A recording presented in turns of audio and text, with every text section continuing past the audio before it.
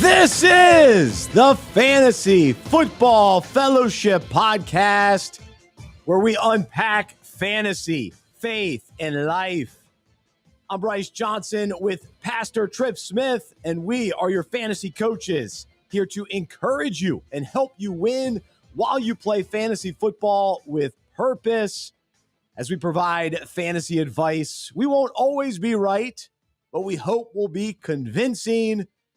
We are coming to you live from the Unpacking It Ministry studio just outside of Charlotte, North Carolina. That's where I'm coming from, but Trip is on location today. I'm not exactly sure where he's at, but he is coming to us with his family vacation behind him, but he is breaking away to spend some time with us to offer some insight so that you can do well in your fantasy draft coming up this week. And we'll have a blast together. More importantly, we've got a great kind of spiritual topic, faith topic today to wrestle with, all about the difference, but also the complement that we need in fantasy and in life when it comes to being adaptable and having a plan. Having a plan and being adaptable. When do we need each one? How do we navigate both? And I think it's crucial as we dive into drafts this week, and I know tonight, Trip and I have a draft ourselves. So a lot to get to today. We'll discuss some of the latest fantasy news. We'll reveal some draft trends that we've noticed in our own drafts, and then also discuss players that we're actually drafting, ones that we're avoiding. We'll share a few more late round sleepers. More and more guys are sort of popping up, and now that preseason is over, where do we stand with that? And then if we have some time, we'll play the game Would You Rather, and we'll discuss when you're on the clock and you're staring at two different players, who do you hit draft now next to their name. As we do every week, we encourage you to sign up for Fantasy Football Fellowship and get yourself a membership so that all season long you can gain access to our free fantasy concepts that relate to life and faith. We call them breakouts, and they go out each Tuesday afternoon, and you'll hear us talk about it on the show, but then you can read about that breakout, and then you can discuss that topic with your league during a league meeting. So whenever you want to get together with your league, we provide you all the questions and the content, and so we encourage not only you, but your entire league to participate in Fantasy Football Fellowship this season on the podcast and off the podcast. So we're excited. Churches around the country are participating. Leagues around the country are participating, and we're fired up about it. Also, we have some spots left in our own leagues that we run here at Unpacking It Ministries. And so 2 different leagues specifically. So you can go to unpackingit.com/fantasy. And I highly encourage you to check out the standard league so you can compete like normal. But then also check out this league we're doing. It's called the Perfect Roster, where you select 20 players for your team under a salary cap. And then those are your guys all season long. You'll never touch it. It's best ball. You'll pick your 20 guys now. Can you put together a better team than me and Trip and other members of the Unpacking It Fantasy Football Fellowship world? So check that out, unpackingit.com/fantasy. All right, let's say hello to Trip today here coming to us from the beach. Trip, how are you, man? Bryce, good to be with you, man. I'm reporting live from Sunset Beach, North Carolina. This is my family's go-to beach spot at the end of the summer. They think this trip is about us getting away as a family and recharging. I don't tell them that for me, it's about kind of turning every other part of my brain off and just settling on my final fantasy takes, favorite players, breakouts, busts. So I'm just here, full fantasy brain all week long. And then, lo and behold, man, I start to get ready for our episode today, and my wife turns the tables on me. She says, "You're watching the boys for the rest of the day. Can you figure out something for dinner?" I have to think about only Taylor Swift and Travis Kelce's engagement for the rest of the day. I'll be looking at engagement photos for the rest of the day, not our engagement photos, another couple's engagement photos for the rest of the day. So if one of my boys comes wandering in, it's because my wife has gone just derelict somewhere. She's walking down the beach thinking about romance, I guess. Romance and the Kansas City Chiefs. So, of course, that's the biggest news of the day. The world is upended because of that. And so we will have to talk fantasy ramifications of this, of course. And so we begin with our first segment. We call it Fantasy Shenanigans.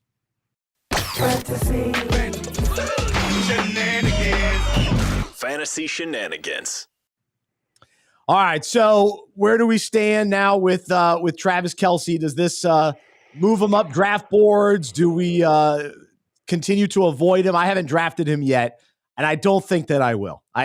There was a part of me this summer that liked the value in the middle rounds, but I think I still like other guys better. David Njoku, Hawkinson. Now I definitely want Tyler Warren. So that's where I come out. What about for you? I agree. Yeah, I just think I wasn't super excited to have him on my team at the beginning of the summer before kind of all these developments in his personal life. I'm happy for the guy. He is really living his best life in so many ways. He's having a great time. Again, I just continue to believe that he's playing for it's Super Bowl or bust for the Chiefs and for him especially. I think if they make it to the playoffs, we'll see him turn it on. And he's such a smart tight end and how he finds those open spaces on the field. But you can just see him losing a step of his athleticism every season for the last few years. I would say it probably makes me more excited for some of the other Chiefs pass catchers. And I think the guy that has risen in my mind the most this summer is actually probably Xavier Worthy. But yeah, I don't see myself having Travis Kelce on any team, even if I'm waiting at tight end and he falls and falls and falls, there are still guys in that like low tight end 1 tier that I think I'd rather have than him. So he won't be on any of my rosters this year. All right, fair enough. So a couple of the other news tidbits that we can unpack a little bit as we think about the shenanigans around the league. Amari Cooper going back to the Raiders, I thought was interesting. And then Jacoby Myers, it seemed like it was separate, but Jacoby Myers now demanding a trade. That came out of nowhere.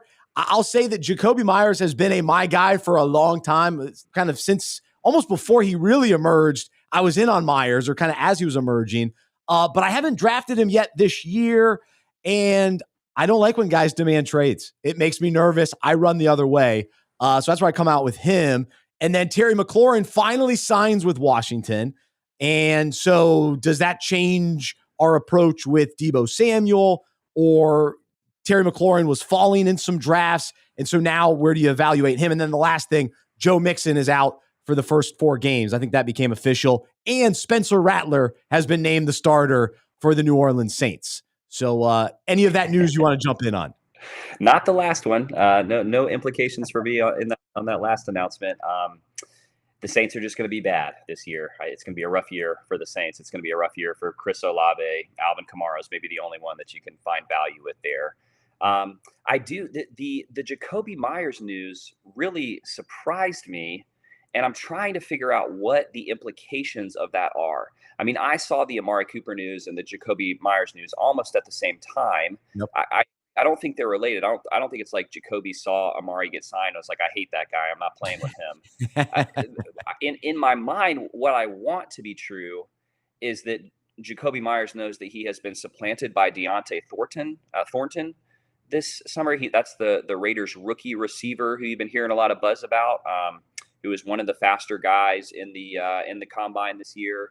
And I want to believe that Jacoby knows that he's not the best receiver on the team anymore. That's just hard for me to wrap my mind around. So yeah, I don't know what is going on there. He just wants money. He just wants more money. That's it. I think he probably sees what's happening with McLaurin. He sees what's happening with Cortland Sutton. He was waiting for a contract earlier this summer. Jacoby Myers isn't as good as either one of those guys, but he's in the similar stage of his career where he's got to start thinking about like his final contract. So yeah, it probably is just a contract thing, a money thing. But it was a wild turn of events with the Raiders there. Yeah. Myers isn't gonna. I don't think he'll get traded. They need him. I mean, they don't have the depth to just move on from him. So I think they'll have to figure out a way to pay him and come to an agreement. So I expect that to be fine. But I got to stick with my principle because I kind of run away from guys like that. I have him in a keeper league, so that's fine. I'll keep him there. But I probably won't target him in my final draft that I have. All right. for me, there haven't been any surprising cuts yet. But last year's favorite Darlene looks like he's done. So who's that for you? It's just the saga of Deontay Johnson is so wild. I was a huge fan of him coming into last season. I think you were in general agreement with me on that. Maybe not quite as optimistic as I was. And then we saw we saw Bryce Young get off to a Bruce Young. Sorry, excuse me. Don't ever confuse us. We saw Bruce get off to a slow start for the Panthers last season, and then when he started to come around a little bit, Deontay Johnson looked like the best wide receiver on that team for a stretch of about 4 weeks. And then at their bye week, they traded him. And what has happened since then is almost incomprehensible to me. And the only thing I can figure is that his locker room presence must be pretty detrimental to the team. And even I saw some interviews this preseason with him as a Browns player where he was talking about changing the narrative. And I just had this sense of like, okay, dude, even the way that you're talking about changing the narrative seems a little bit cynical. It seems like everyone else around you is at fault, but not you. Like you're not taking any ownership of what has happened. So maybe he's just a tough guy to have as a teammate. But I think for all intents and purposes, I mean, this is it. We're done with him as like a fantasy relevant player for sure, and maybe just as an NFL relevant player. He was supposedly saying when he arrived at the Browns that they were the only one that sought him out in free agency this offseason. So I don't even know if he ends up on a team. No, he's done. His career might just be over. He's done, and Robert Woods got cut. I think he's done. There have been a couple names that have popped up where you see that name one more time and you go, that's the end for him. We'll never hear him again. And so you don't say that lightly. Like that's sad for some of these guys, especially, Robert Woods had a nice little career there. But if he can't make it in Pittsburgh, it's just not going to happen because he had probably little opportunity there. So, all right. So we're looking at cuts this week and maybe potential trades here or there that you got to take notice of. So stay alert on that as you're stepping into drafts and, last minute kind of news. So all of that's taking place. And then of course we're getting any injury updates, and I have to share a big injury concern that is really a surprise. And I realized it last night. I suffered a draft day injury, and I can officially say that I am injured while playing fantasy football. And I was complaining to my wife last night that my back hurts. And I go, yeah, my back's hurting. And I was like, yeah, I think I heard it the other night when I was at my church fantasy draft. I was leaning over for too long and now my back is sore. And she goes, you're telling me that you got hurt playing fantasy football? And it hit me and I go, this is unbelievable. I am absolutely hurt because I'm a fantasy football manager. What has happened to me? This is unbelievable. So very concerning, Trip. That is concerning. I mean, sitting is the new smoking, as they say. You got to be careful about how you sit and how long you sit.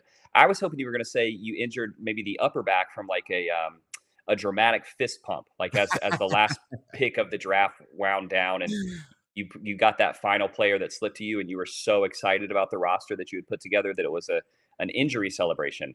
But just the hunched over the spreadsheets and the cheat sheets and could it be bought? You were so intensely focused that you didn't move your back for 3 hours. That's a tough injury, man. That's a rough one.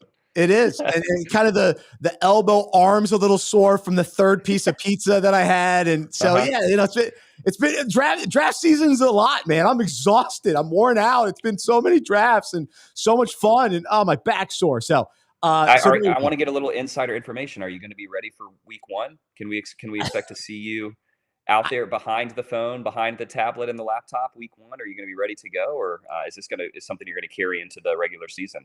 I'm day to day at this point, but I'm hoping to be Sunday at 1:00 ready to go, and on week 1 or Thursday night, I guess, and Friday night. I think we have a Friday night game too. That first weekend, and we better prepare ourselves.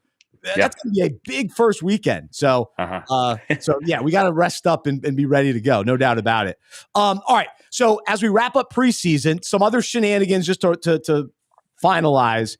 Any other names that sort of popped in preseason I'll say overall, I was very disappointed in preseason this year. And I know it sounds like a ridiculous thing, but sometimes I like to gather a little bit more intel, a little bit more insight. But I found that the way the NFL sets up preseason these days, there was no consistency.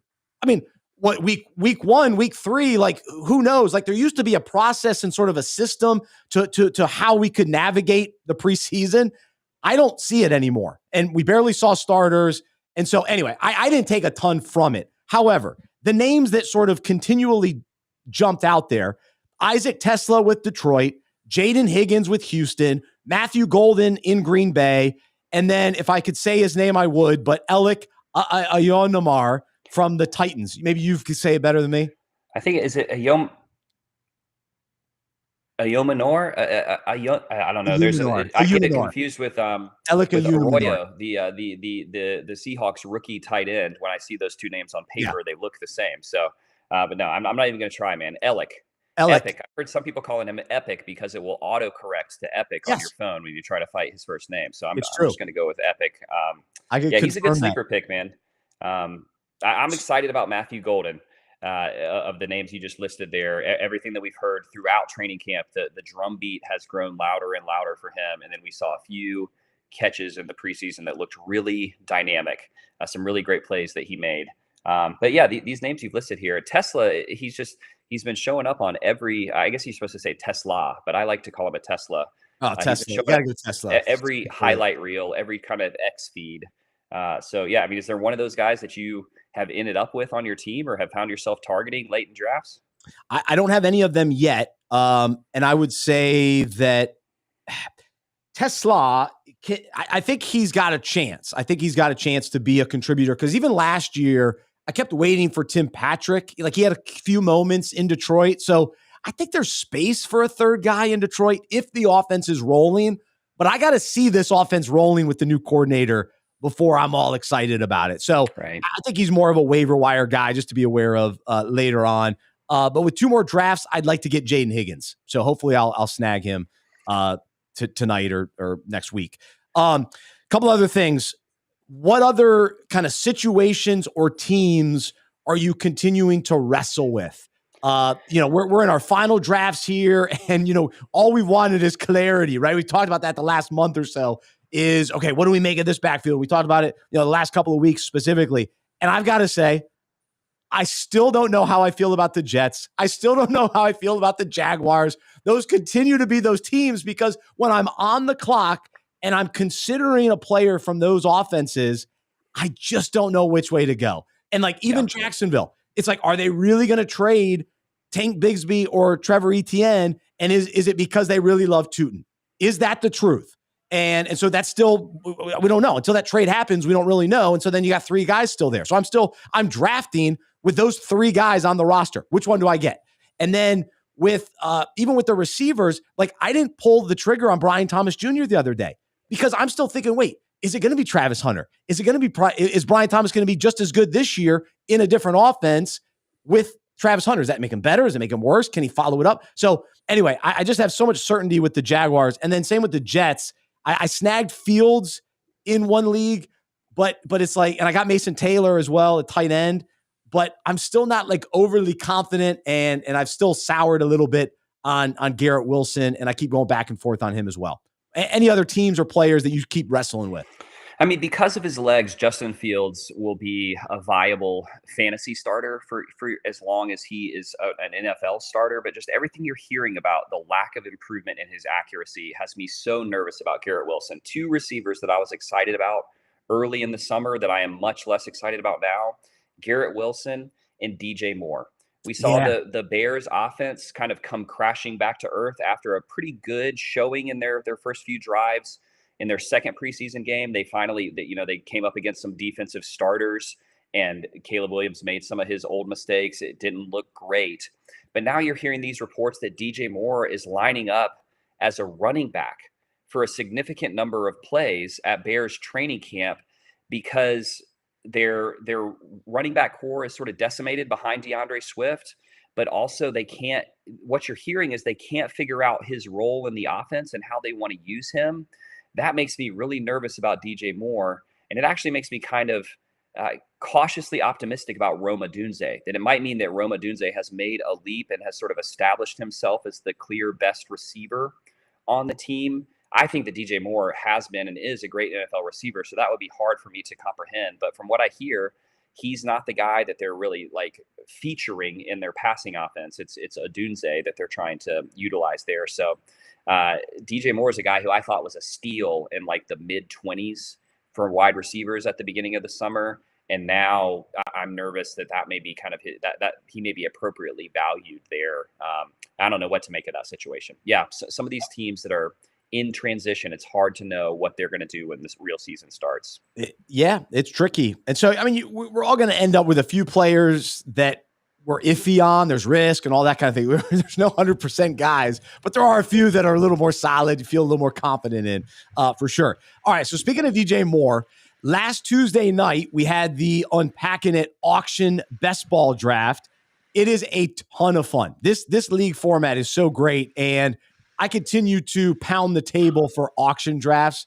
I can't get enough of them. I love them. They're so great. I only do 2 a year, but they're an absolute thrill ride because you have to lock in for basically 2 hours. There's no bathroom break. There is no easing up. There's no like, I'm going to sit on, I'm going to wait 20 minutes in between picks. There's none of that.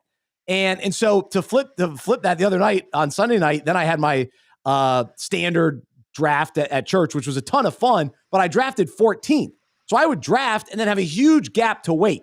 And so what makes the auction draft fun is you're essentially on the clock the entire time. Mm-hmm. And so anyway, that night, I made some good choices. I feel good about my team, but it is so hard to draft like well, because what happens is early in the draft, players go for certain values. And then you go, oh, wow, that's a pretty good deal. But then you wait later in the draft and you go, wait, that wasn't that good of a deal. Because then guys, you get a discount later in the draft. So things change so rapidly within an auction draft, and your thoughts on certain players and values and all that kind of thing, positions for sure. But I did get DJ Moore, but he's my 4th wide receiver. So I feel pretty good about that.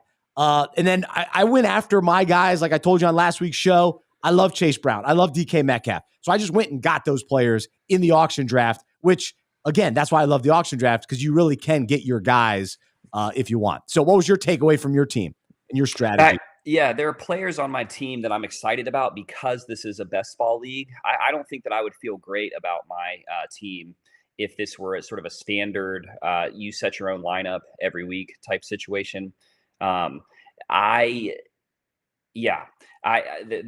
are a number of receivers that I have that all feel sort of like middle tier receivers. What I was shocked by as we went through our auction draft, I haven't done a ton of auctions, but I feel like I'm relatively experienced in the auction drafting world. Is, man, some of the bold drafters in our league came out of the gates guns blazing, man. I mean, and we were bidding players up to $70, approaching $80 that I just thought was I was like, this is an 18 player roster. How are we going to finish this draft if we're spending $75? And lo and behold, there were some guys who got their first 4 players and then had to wait for about 2 of those 3 hours that you mentioned, Bryce, before they were able to draft again. And I feel like I really flourished in the middle of the auction. I was able to be a little bit more aggressive on kind of some mid-tier players. So I think my team, there's not a single player on my team that jumps off as like, this guy is a superstar. When I look at Fantasy Pros rankings, I don't have anybody in the top 30 according to Fantasy Pros. And then I just have a ton of players between like 30 and 60. And I think I feel okay about that in a best ball. I would not feel good about that if I was having to set a lineup every week. But if I can get some of these guys to blow up, I've got Travion Henderson. I'm not sure that I want to have Travion Henderson in a league where I've got to set my lineup every week, but I know that he's going to have some weeks where he absolutely explodes. Same with Matthew Golden. So yeah, I feel pretty good about the team that I put together. But it's going to be fun. Yeah, there's some teams that went true like studs and duds, spent all of their money on 5 guys and then had to 15 $1 players. And then some teams that balanced it out a little bit more. So I'm excited to see how this works out. I've never done a best ball league that's this deep before. Yeah, no, it's fascinating. And looking back, like Tony Pollard went for $17 and I got Chuba Hubbard for $19. I would have rather had Pollard. And I bowed out of that bidding with Pollard. So there's just certain, like you look back, you go, a couple bucks here, a couple bucks there. You'd rather have certain players. And then I got Tyjae Spears. Now he's going to be injured for a few weeks, so a little bummed about that. But no, your running backs, Travion, Pacheco, Ollie, RJ Harvey. So nice job there with your running back room. So I just think for anybody who's still drafting, who has not drafted in a league yet, I think that the hate on Pacheco has gone too far. He slid down draft boards. I've noticed that like some fantasy analysts are starting to notice that.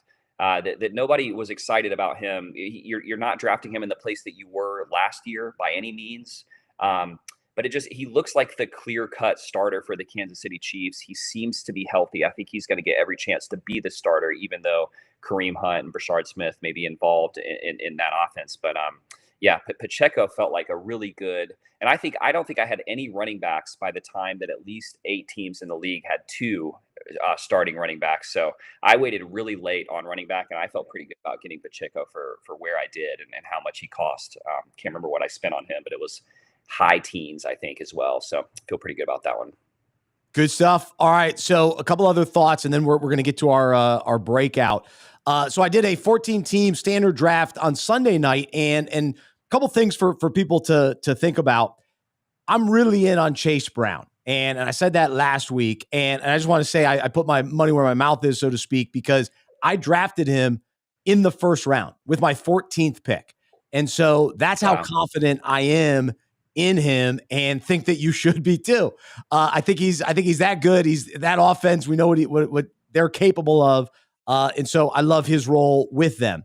I've come around on Drake London, and early in the podcast season, I didn't realize how good Drake London was last year. I just overlooked him.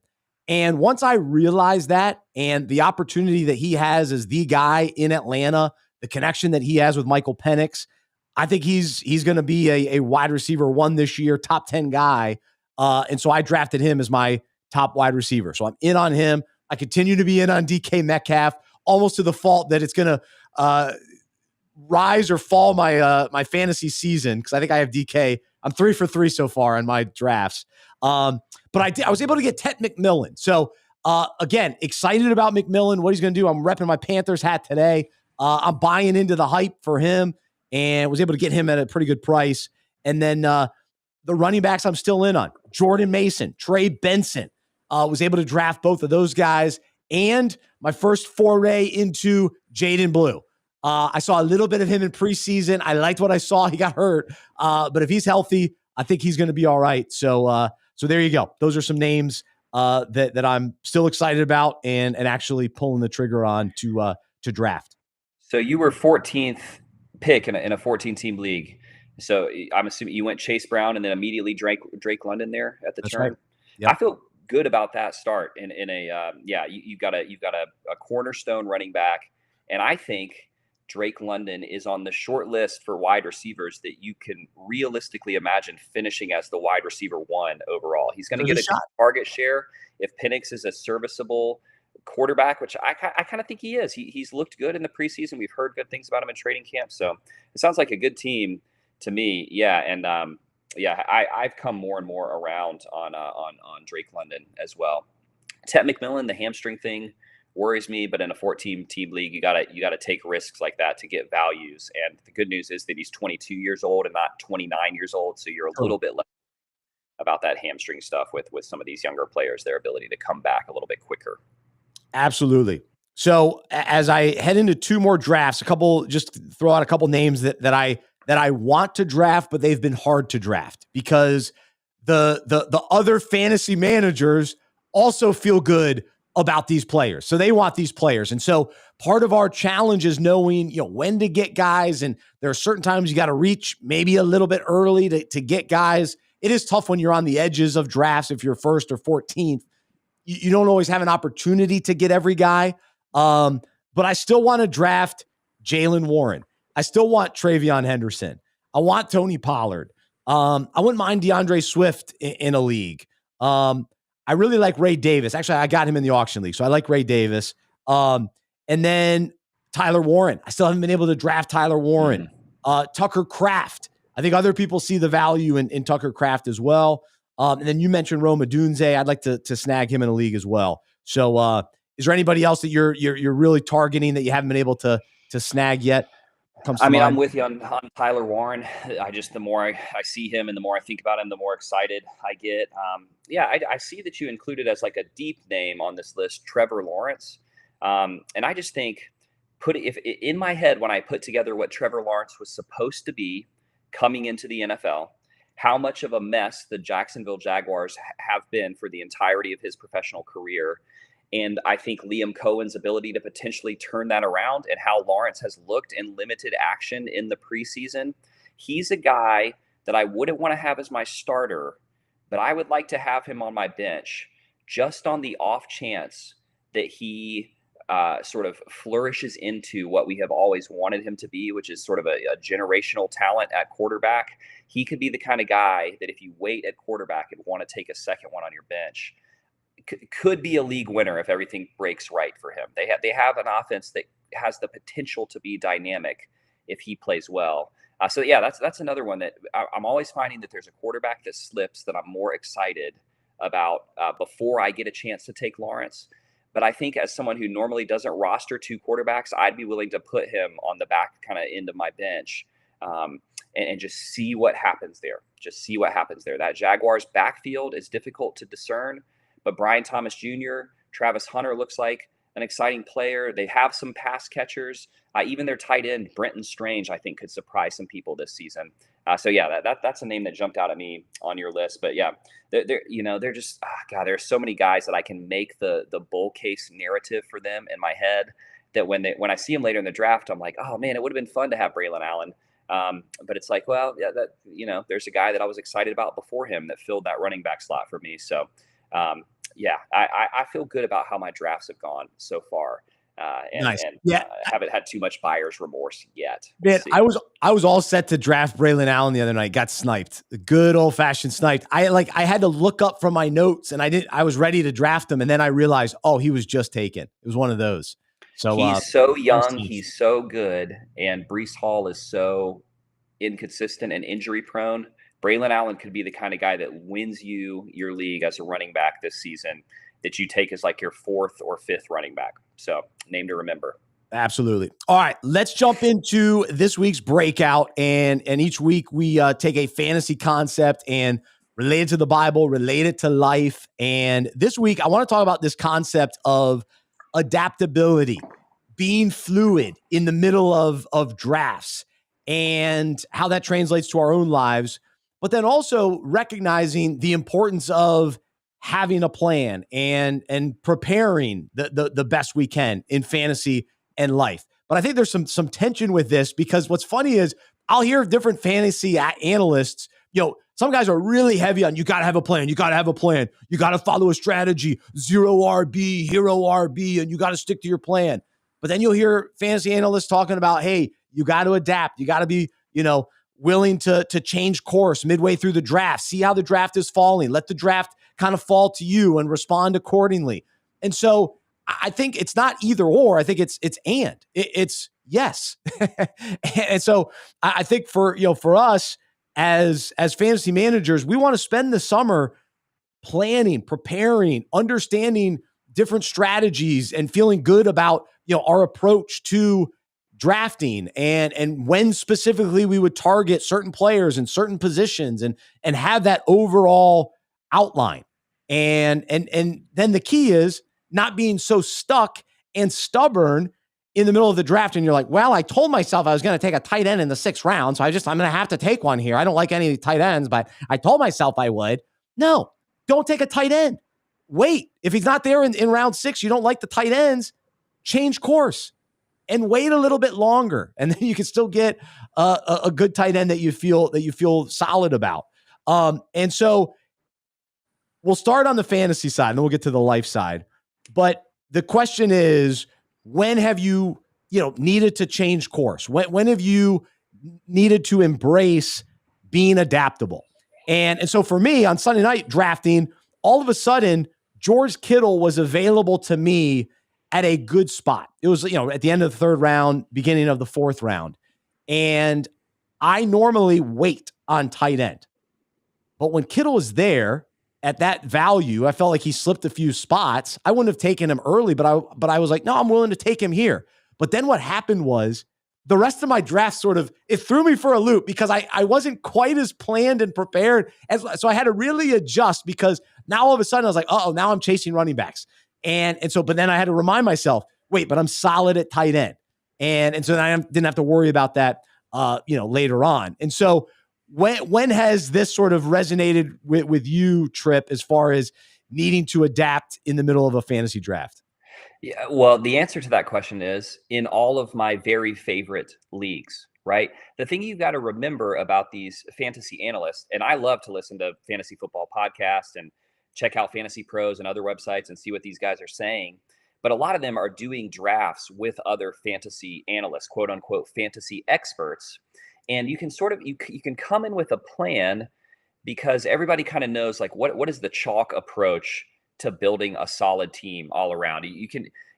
Most of these fantasy analyst leagues don't have what your home league has that you love so much, which is one dude who's going to do something wild and unexpected and probably a bad idea, when he takes his second tight end in the 5th round, or when he has, for some reason, 3 quarterbacks on his roster by round 13. It's like those are the best leagues to play in because you're playing with your buddies. You know who the goofballs and the tacos in your league are, right? And also, you're playing with people who are going to snipe you right before you were going to pick somebody. And that's what makes fantasy football and that's what makes drafting fun. So I would say I want to have a few sort of specific principles maybe in place when I'm getting ready to draft, have an idea of how I feel about the running back landscape on any given season.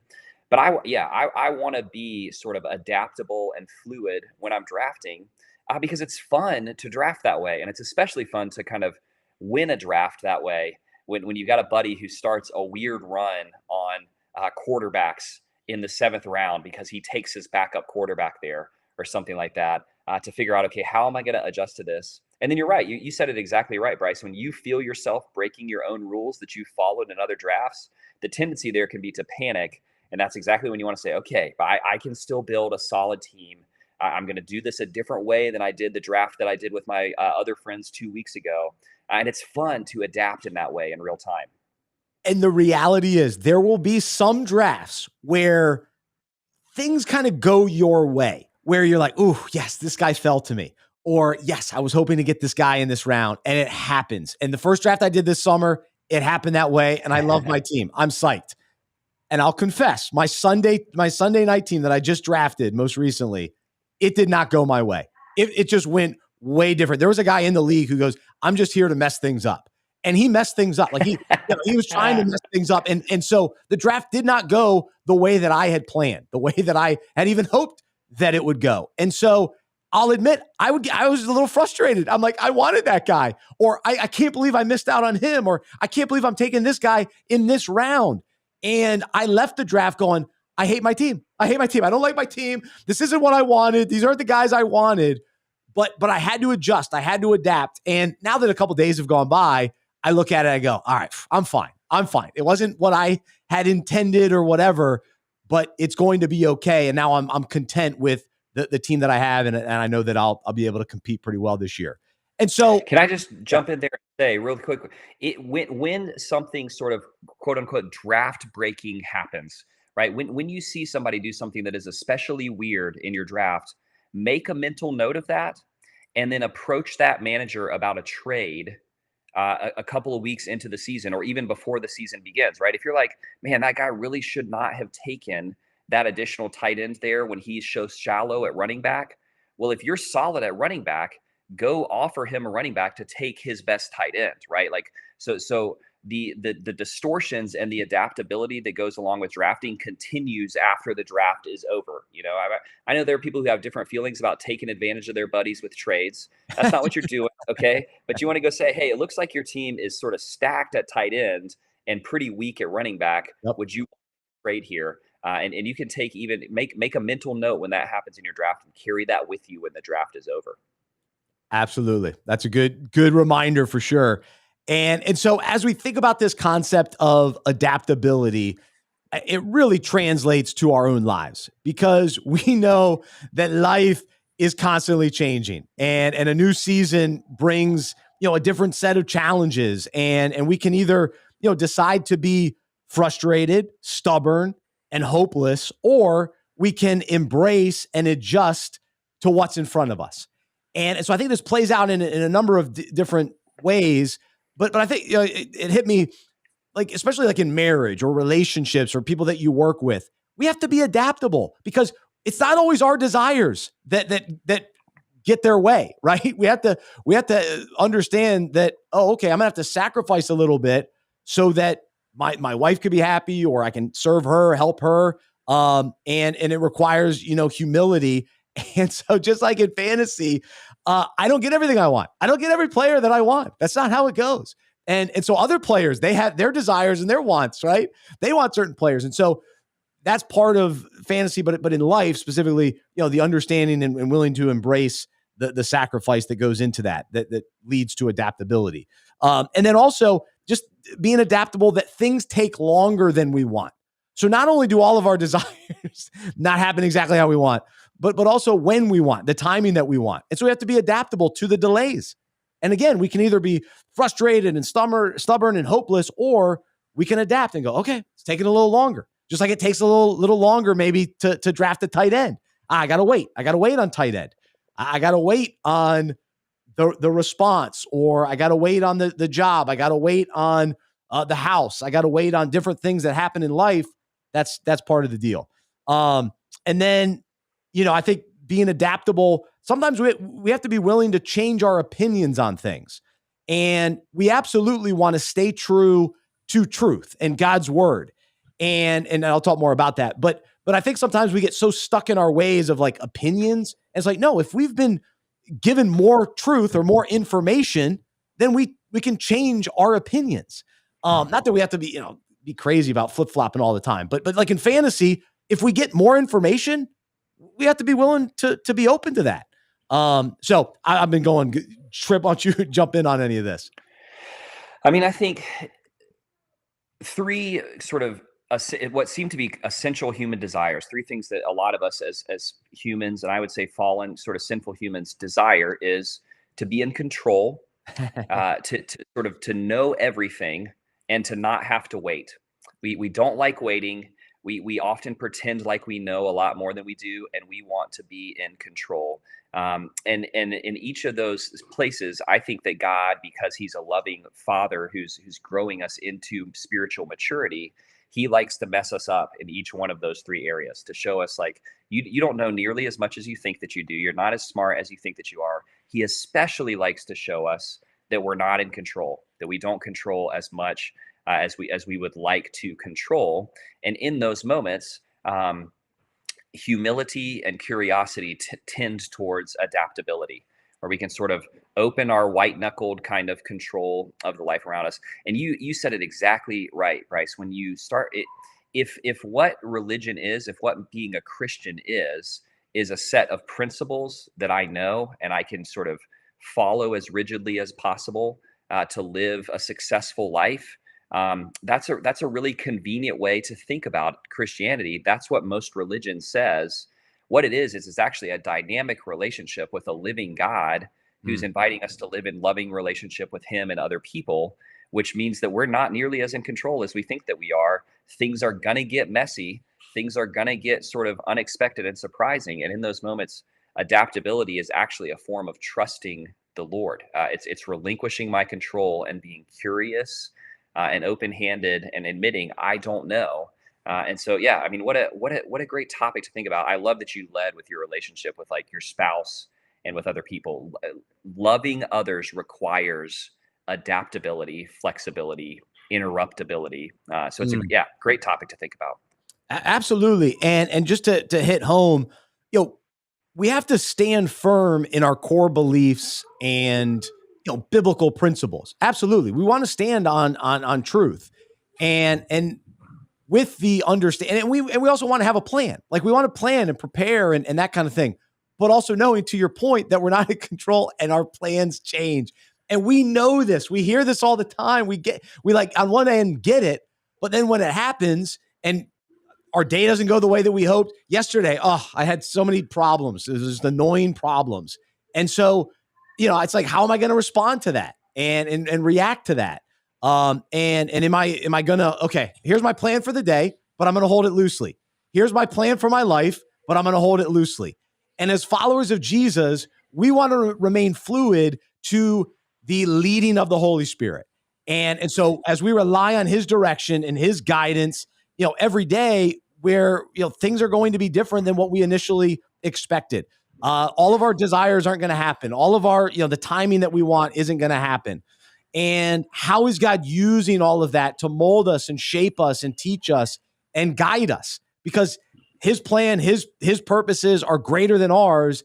And so we have to be open-handed and surrendered and adaptable to all of that. And really, surrender is a key word in this as well, about being adaptable. And so, we know the plans are going to go awry. And so we shouldn't be surprised by that. And so just like in fantasy, we shouldn't be surprised when somebody takes a quarterback, early in the second round that we weren't expecting, or they reach for that exciting rookie running back. And you're like, oh man, I was going to get him in the 7th round. Well, in the 3rd. And so now you're not going to get him in the 7th round. And so are you going to, okay, fine. All right, let's go. Let's keep, head down. Let's go. Or for us, as followers of Jesus, head up. Lord, where do you want me to go? What's next? What direction do I go? And do we have that heart posture? So that's the challenge. And it's tough some days. I mean, as you're saying this, I'm thinking my oldest son is getting to the age where he's starting to like to play different board games. Like he's starting to understand games. And we're even thinking about starting a little fantasy football league here at the family, just doing a super shallow little league. And he's excited about the players that he's going to draft. When you play a game with him and something unexpected happens, right? or his plan for the game gets interrupted, he has a total meltdown. And usually the game is just over. But even when it's not, it's like he's not going to recover and win that game, right? Because he doesn't understand yet that, as you're going, you're not in control. There are other real dynamic people that are on the board, so to speak, and they're going to mess up your plans all the time. That can be a huge cause of stress and upset for us. It's also where adventure and opportunity and sort of the excitement and the freedom of life, it's new opportunities to love people. And you use the phrase followers of Jesus a minute ago, Bryce. This is what Jesus was like. His disciples would walk around with him and they'd say, Jesus, we had a plan for the day. And now you're talking to this woman that frankly no one should be talking to. And Jesus was one of the most important things that he did in his earthly ministry. So it's like, if you're going to be one of his followers, if you're going to be one of his disciples, he's going to lead you to unexpected and uncomfortable places. And it's in the adaptability that we find adventure and that we find love. So it's him inviting you to grow into maturity as one of his followers. I love that word, adventure, because when we were in the middle of our auction draft the other night, it was an adventure. Like it was going all over the place. It's like, man, I don't know what to do. It's crazy, but you're in for the adventure. And so for us, if we're in Christ and we're in for the adventure, the life that he has for us, and it's fun, it's wild, and it is unexpected and unpredictable, and things are going to happen in life at times that we got to respond to and be adaptable to. And one of a couple of verses I want to focus on today, and it's a familiar verse, but I think it resonates with this topic, and it's speaking about contentment, and I think at the core of being adaptable is being content, because you're good with whatever happens. And so where does contentment come from? And so let's dive into Philippians 4:11-13.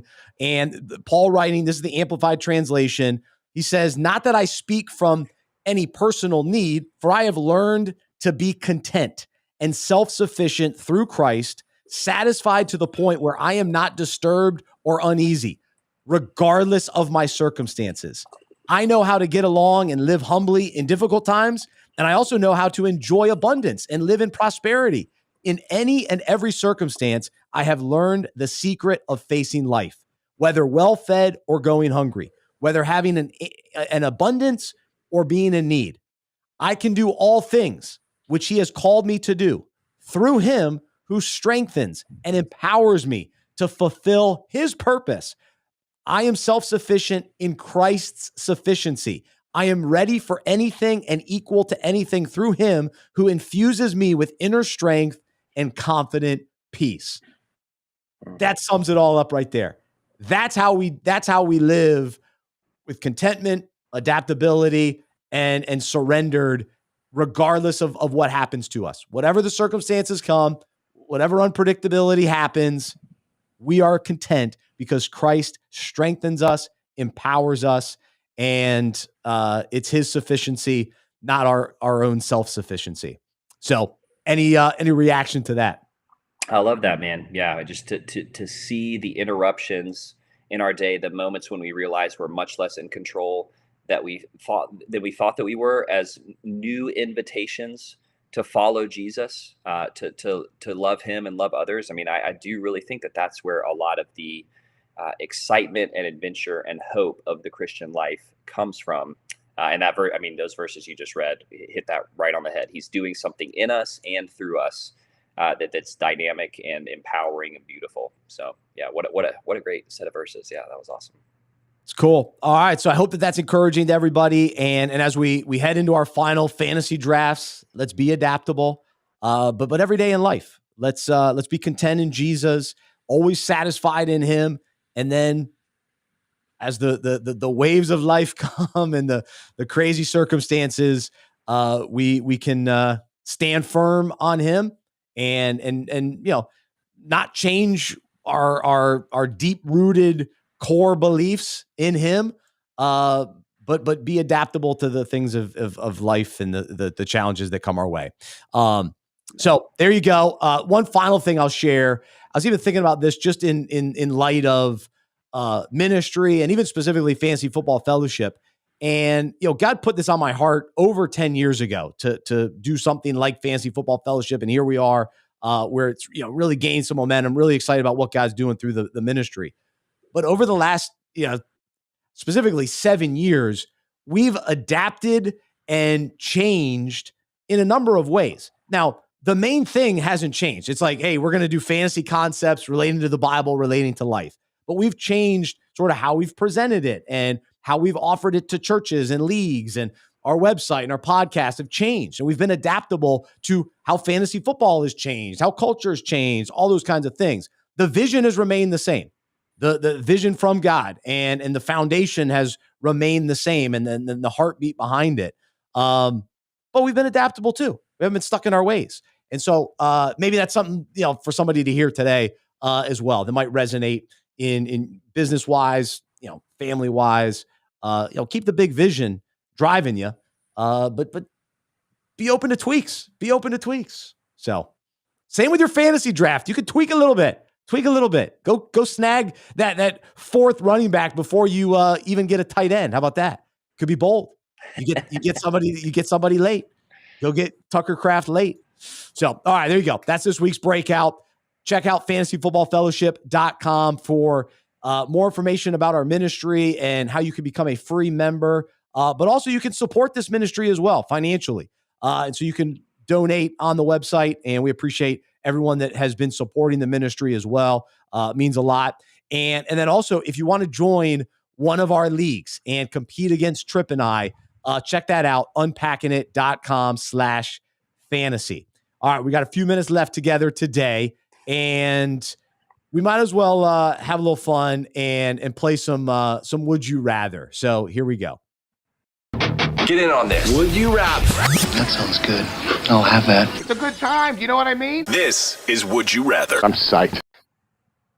All right, I want to talk about a couple names that are they're not controversial, but they're not. There's not a consensus about these two players, and I'm curious which one you would draft, because in the draft that I just came from, these two guys went in the same round. And so, would you rather draft Tyrone Tracy or Caleb Johnson? I mean, you're talking about one guy who I think is going to be the clear-cut starter for his team at the beginning of the season, but with an exciting rookie kind of lurking in the background.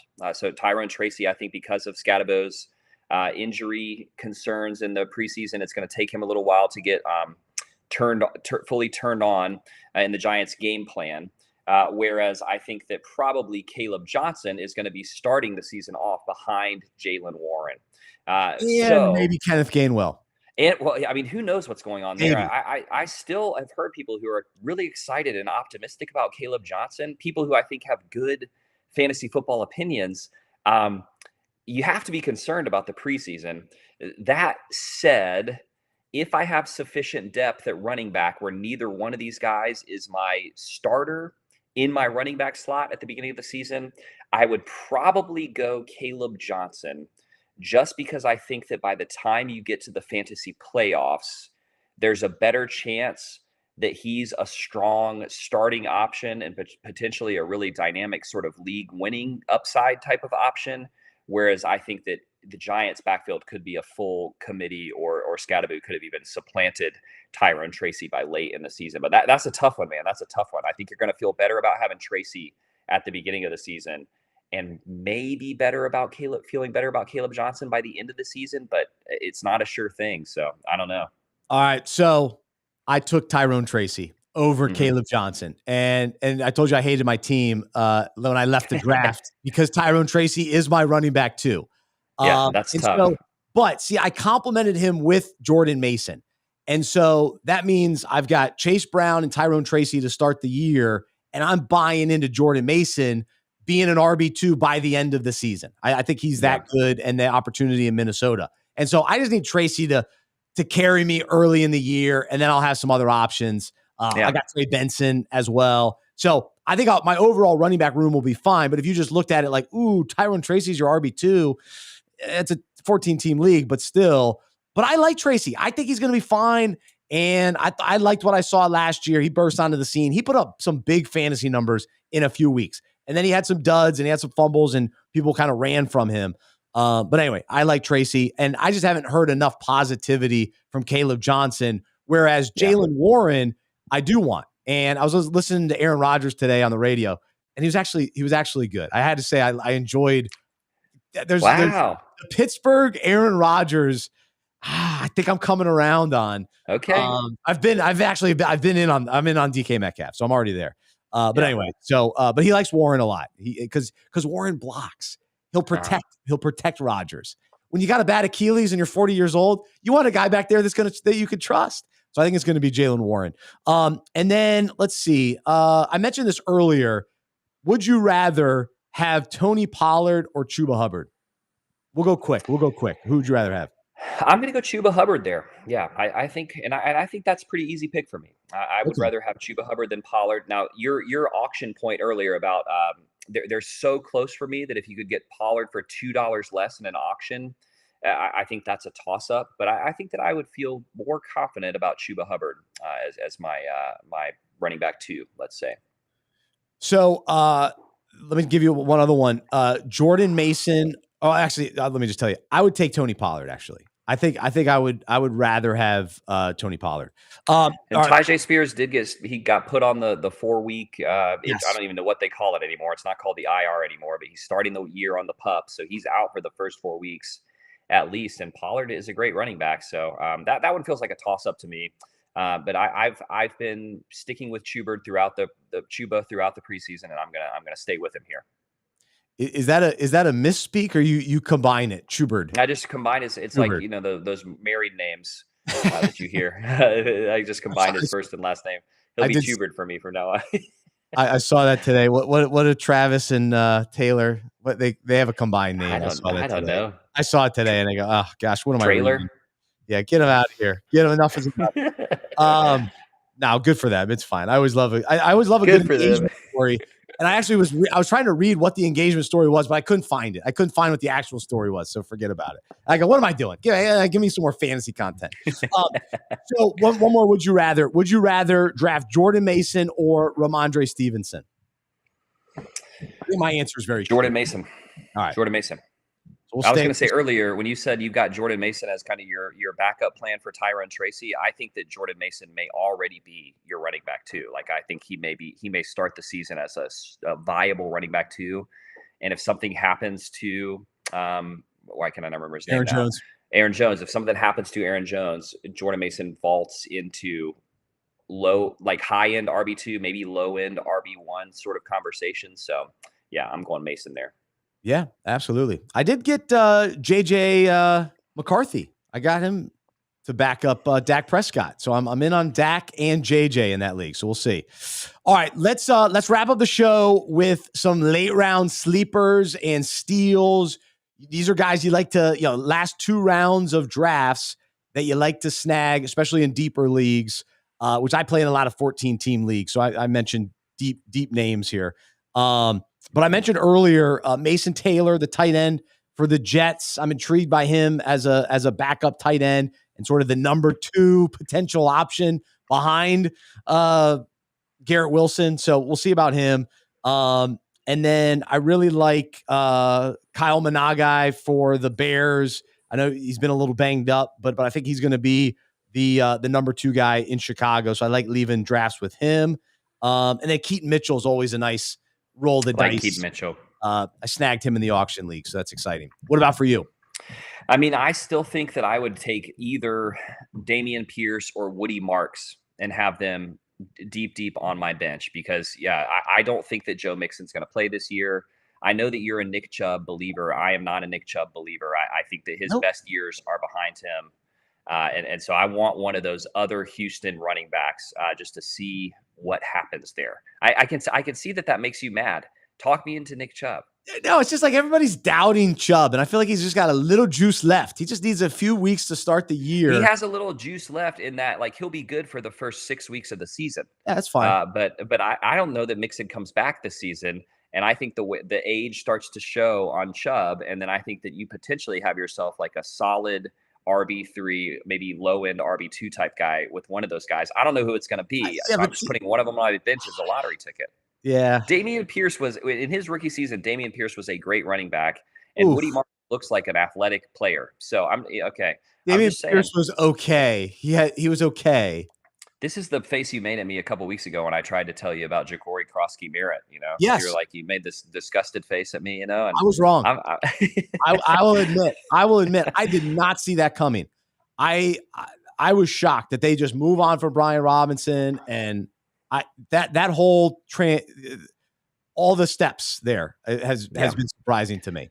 The train's probably left the station on Ollie Gordon as well, but that's another kind of deep league guy that I'm picking up at the end of a lot of my drafts. It's just a potential solid starting running back. I'm trying to fill out my running back depth at the end of drafts with sort of lottery ticket guys like that.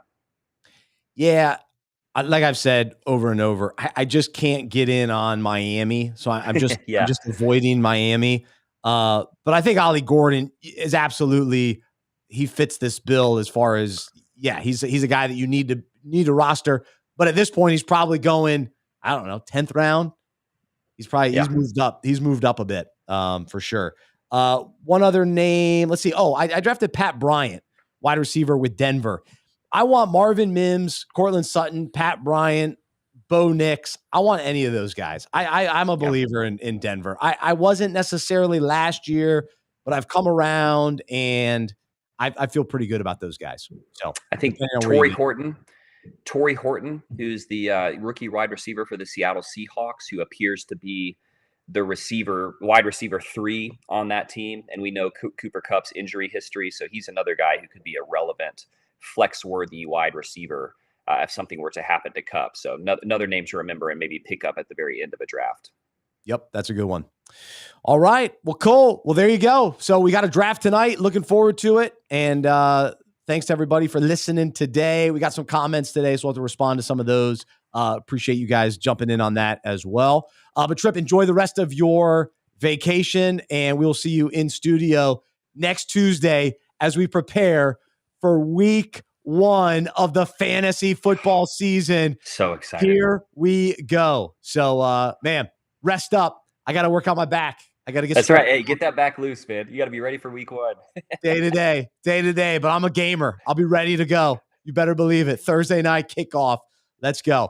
All right, Trip, we'll talk to you soon. Thanks, buddy. Great stuff out of him. Let me figure. I can't even get rid of you.